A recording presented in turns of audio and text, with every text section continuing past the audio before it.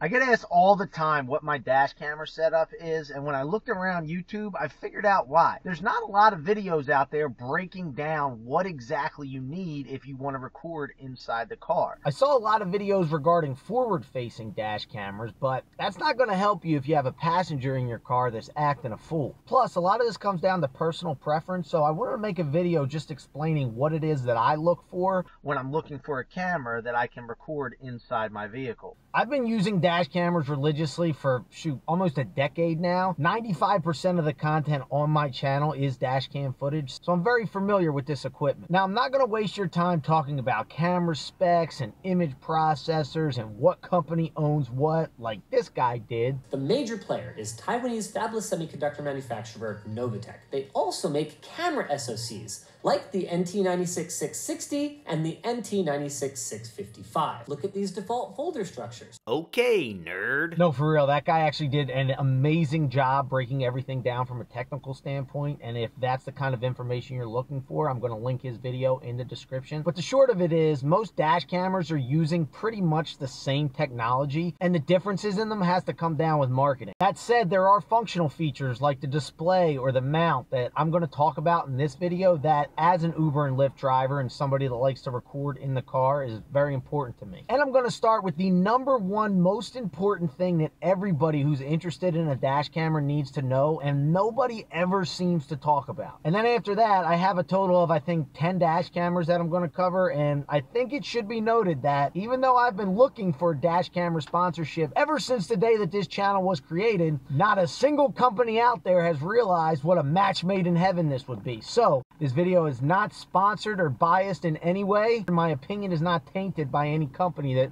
wants me to say a certain thing. After going through each dash camera that I have, I'll give my personal recommendation as well as a little money-saving tip when shopping for dash cameras. The most important thing you want to look for when getting a dash camera that no one ever seems to mention, and this goes for everybody, not just Uber and Lyft drivers, but anybody looking for a dash camera, is the memory card. Unlike every girlfriend I've ever had, I'm not going to lie to you just to make you feel better. Size does matter. And here's why. Almost every dash camera records on a loop. Honestly, if you have a dash camera that doesn't record on a loop, I would suggest getting a new dash camera. So when the memory card fills up, it just goes back to the beginning and starts recording over the oldest footage. So say you started driving Uber on Friday, and then by Saturday night, your memory card is full. What it's going to do is start recording the new footage over that Friday footage. Of course, almost all dash cams give you the ability to lock a file and save it without going to your computer first, but it's an annoying process, and on top of that, every time you lock a file, it takes up space on that memory card. So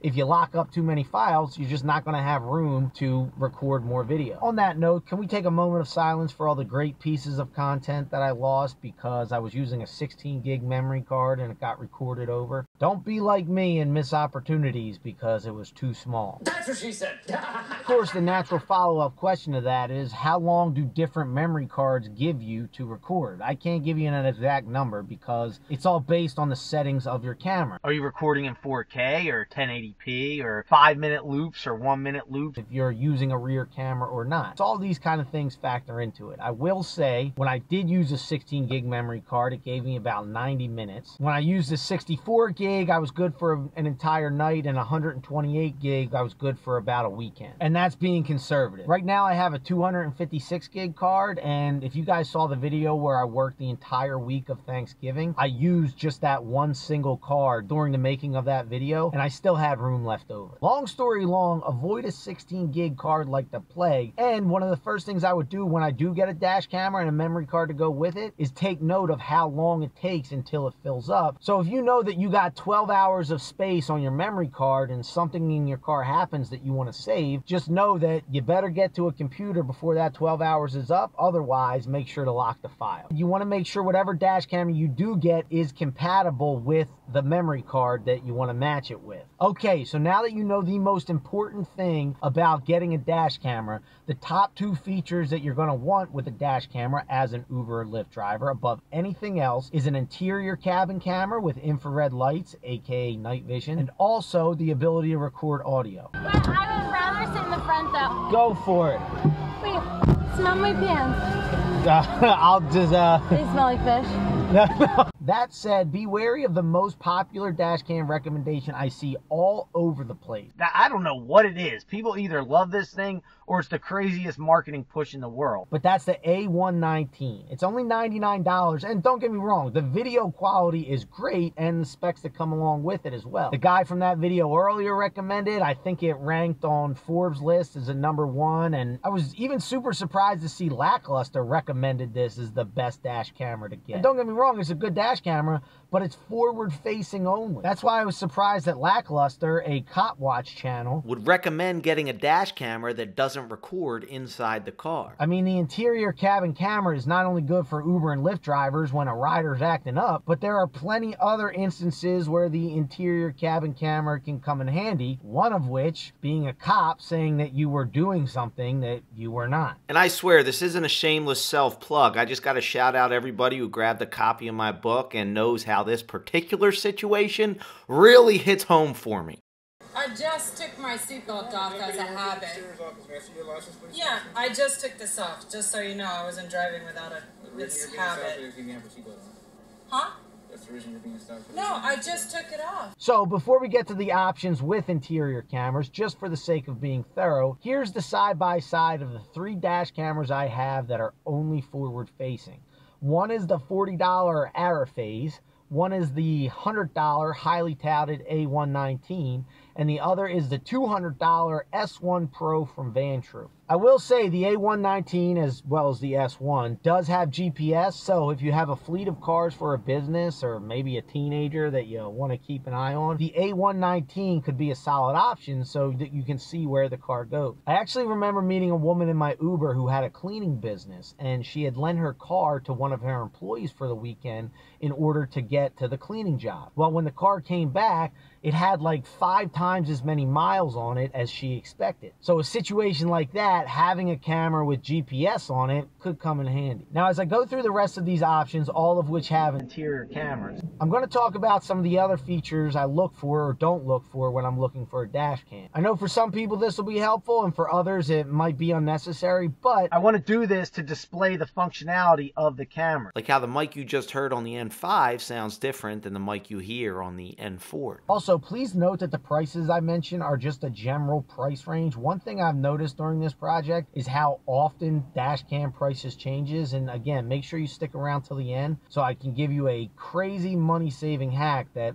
I discovered during this project. And no, it's not an ad or affiliate marketing. It's just a shopping theory that I concocted myself. Coming in at the cheapest, we got the Vantrue N2 Pro, which is the camera I used when I started the channel.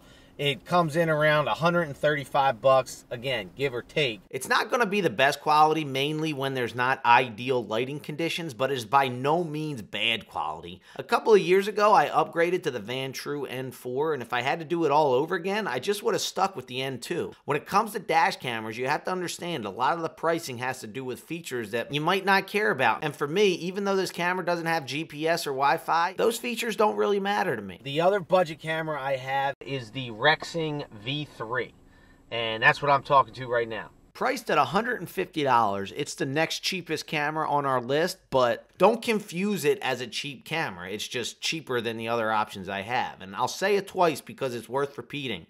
In the dash cam world, increase in price does not always correlate to the same increase in quality. And this camera has everything you need, plus Wi-Fi and GPS logging. In my opinion, the image quality isn't the greatest, but again, it's on the lower end of the budget. Coming in at $170, the LingDu LD02 dash cam also has Wi-Fi and GPS. For those starting on square one, Wi-Fi makes it possible to connect your camera to an app on your phone, and you can easily see and share the videos that you've recorded. GPS, of course, can track your trips, but more importantly for dashcam purposes, it allows the camera to document how fast you were going. So, say a cop pulls you over and says you were speeding, you have evidence that proves otherwise. Whether you can use that in court, I'm not a lawyer, but I do have personal experience where a cop has accused me of doing one thing, and then when I mention that I have a dash camera, his memory gets a little more in tune with what actually happened. So LingDu, I never heard of this brand before. I love the display. It almost looks like, you know, an old school, what do you call those cameras? You know, like the kind of cameras girls used to carry around in college before iPhones were a thing. like a digital camera. The picture looks great from the screen here. I like that the screen's big. It's like a middle of the pack price. Next option up, coming in somewhere between $140 and $190, more on that price range later when I share my super shopper hack to save you a ton of money, is the Azdome M550. This camera also has Wi-Fi and GPS. Now, me personally, when I'm looking for a dash camera, are those features must-haves for me? Not at all. In my 10 years of using dash cams, I've never needed those features. For me, I'm a simple guy. I just want decent quality and a camera to protect me in case something goes wrong in my Uber. And of course, a way to record audio, which this camera does not do a good job of. The screen looks like it has that old school infrared. And when I say old school, I mean like when I first started recording, where it comes up kind of purple. Add that to the fact that this is the second model of the M550 that I have because the first one just wouldn't power on. And while making this video, some of the recording just cut out. And just to make sure I wasn't totally unlucky, I saw a couple of reviews of Amazon of people saying the same thing. Point is, it's not super reliable, and even more than quality, I need reliability because you never know when a rider is going to start acting crazy. So yeah, the M550 is not a camera that I would recommend. Next up is the Vantrue N4 Pro. Now, to be clear, the only reason I don't recommend it is because if I'm going to spend money for the N4, I'd rather spend a little more and get the N5, or I'd save money and get the N2. But at the end of the day, it's a good camera. Part of the reason I personally don't like it is there's something about the picture that just seems like animation to me. You can see it here compared to the N5. But again, if you've been watching my channel as of late, this is the camera I've been using, including using it for the main narration angle for this video. As I display the $390 A139 from Viofo, I want to note one of the two specs that I couldn't care less about, and that's the parking camera. I think every single one of these cameras has that feature to some extent, but I never use it, and here's why. For the parking camera to work, you need to constantly power the camera, which means connecting it to your battery. I know it's built to not drain the battery, but I have a 10-year-old Honda with 200,000 miles on it and seemingly a mind of its own. So on the off chance that it powers on and doesn't cut out, the risk of draining my battery is not worth the reward of capturing the 1 in a million piece of footage I get of somebody hitting my car. I mean, I've owned a car for almost 20 years now, and the only time I could think of a parking camera coming in handy were the 3 times that my car was broken into. But had I had a dash camera, I would assume those people would have stolen the camera as well. I always thought the parking camera feature was just marketing hype. Like what? Some guy riding a bike is going to take off my side view mirror, and if I turn over the video footage to the cops, the Philly PD is going to ignore the 400 murders we clocked in last year and put out an APB to catch the biker bandit? Better chance of the Eagles winning the World Series. The way I see it, it's one of those things where I think it's better not to know. I got enough things going on to worry about. I don't need to stress about what happens to my car when I'm not in it. Now, what you're looking at on the screen right now is the A229 Pro. This is probably the best forward-facing camera that I have, and I just want to show you the difference between this and the N4. And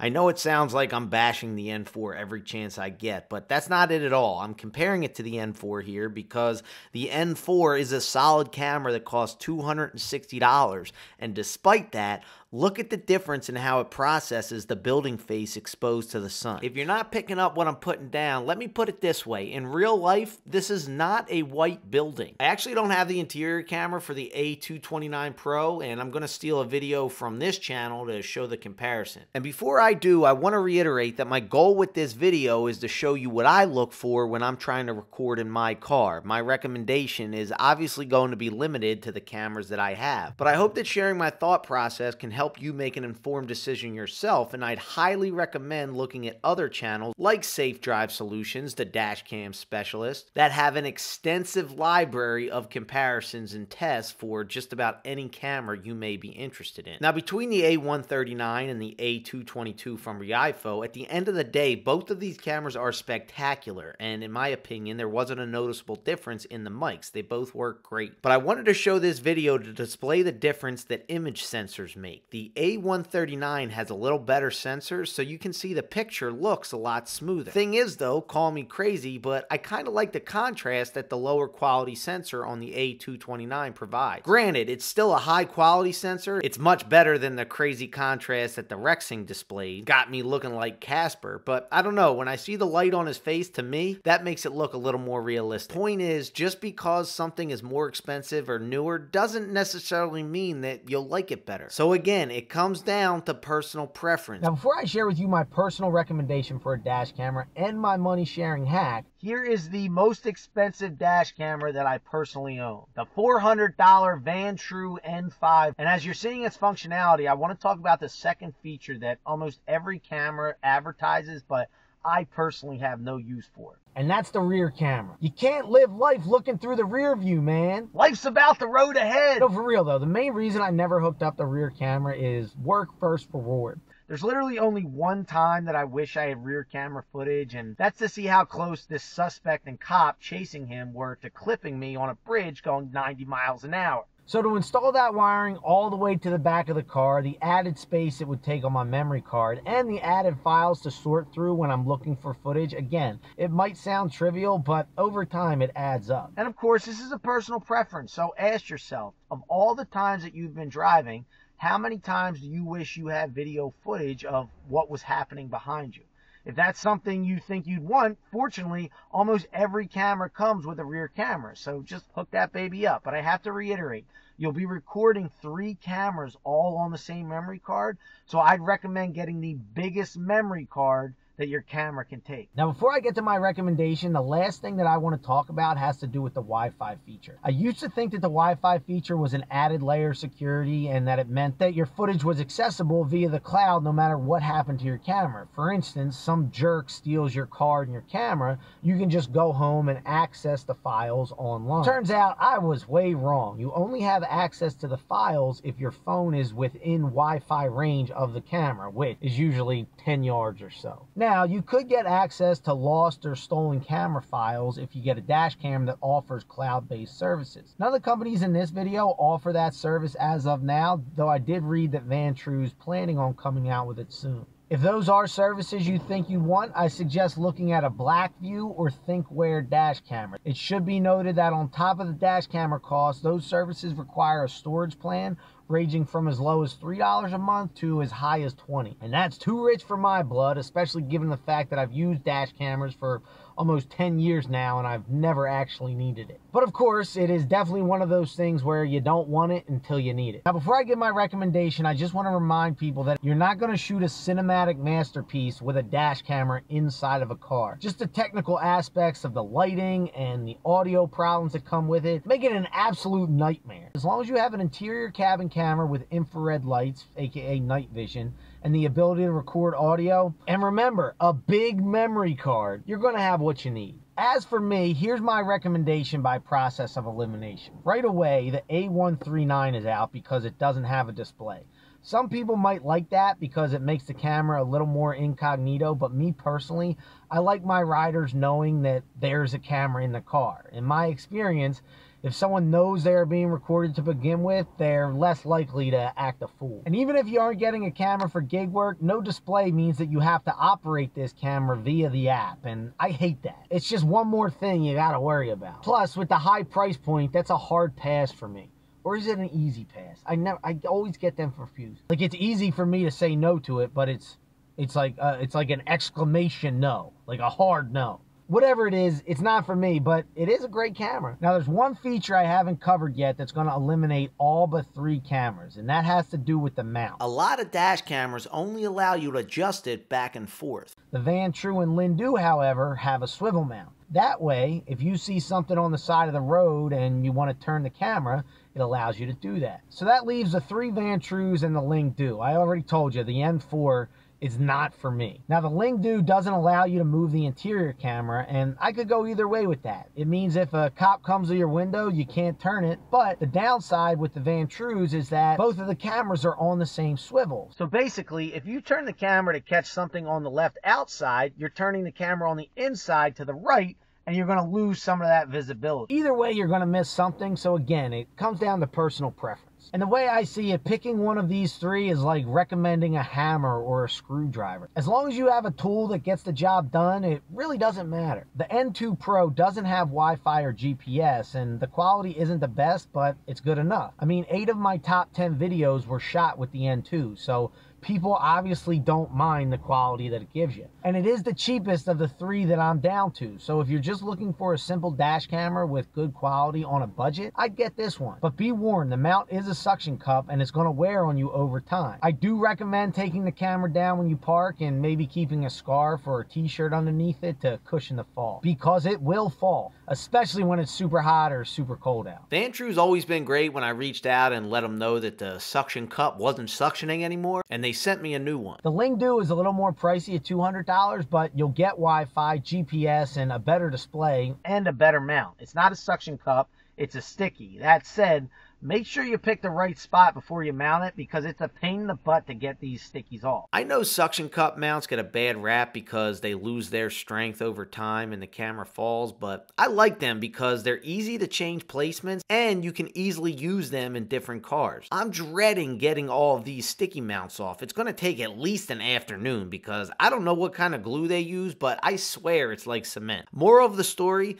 if you do get a camera with a sticky mount, make sure you hang it right the first time, especially if it doesn't have a swivel. You don't want a crooked frame. I'll link another video in the description that I had to look up just to get these mounts off. I legit had to use a whole carton of dental floss. Finally, the Vantrue N5 has everything you want in a dash camera. Great quality, GPS, Wi-Fi, a sticky swivel mount. The thing is, as I mentioned, it's $400. Remember to stick around to the end to learn how to bring that price down. I know it might sound like a cop-out, but I'm going to recommend all 3 based on what you're comfortable spending. To me, that's what it comes down to when deciding between these 3 cameras. I mean, sure, the N5 is better quality than the N2, but is it $300 better quality? I don't think so. But then again, some people are into those specs like GPS and Wi-Fi. At the same time, if you're willing to sacrifice on quality, but you want those specs, I would go with the LingDu at $200. And if you're just looking to get the job done, you just want to cover your bases and save as much money as possible, go with the Vantrue N2 Pro. You're not going to go wrong with that. But on that topic of saving money, peep this. Now, it's just a theory, and I don't shop enough to know whether or not this is common knowledge by now. But in the days of doing this project,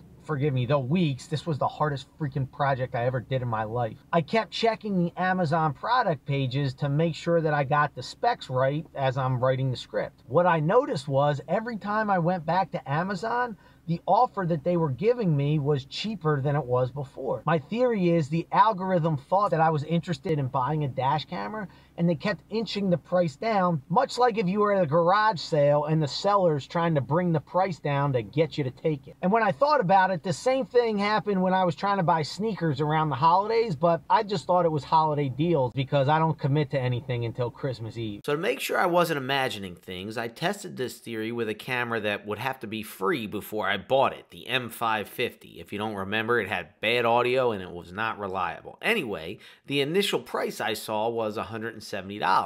The next time I searched, it was $160 with the coupon. The day after that, $150 after coupon. The day after that, $140 with a nice little tease of a list price of $190, which I didn't see once. But wait, there's more. I searched again and I got an ad for $120 with a coupon. This obviously isn't just for cameras. You can apply the driver ed search, wait, and save method to save money literally anytime you shop. I searched for this sneaker literally 5 minutes apart, and you can tell it's the same listing because they have the same number of reviews. The way these sponsored products works on Amazon is the same way that AdSense works or Facebook ads works. These companies basically bid for placement, and it's up to the platform to decide what ad to put in front of what viewer in order to make that ad effective. And it makes sense. Amazon isn't going to pitch a deal for a camera for $100 and then the next time you visit, pitch a deal for that same camera for more money. They'll always show you the ads with the highest price first and then get cheaper. Because think about the reverse. If you didn't buy it at $100, you're not going to buy it at 120, but you might buy it at 80. So to test my new theory, I signed into a different browser and used a different account, and lo and behold, the prices I saw reflected the prices on day one of the project. As I'm looking at discounted prices at the very same time on the very same computer, just on a different browser on the account that the algorithm recognized me in. I'm on to you, Bezos. Long story long, the algorithm's trying to figure out what price it can get you to bite. So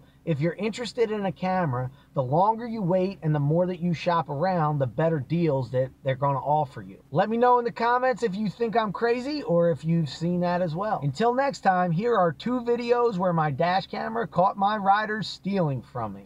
Both of these were shot with the N4, which I do not recommend. Thanks for watching. And just to make sure I wasn't just oh, see, this is what I'm talking about.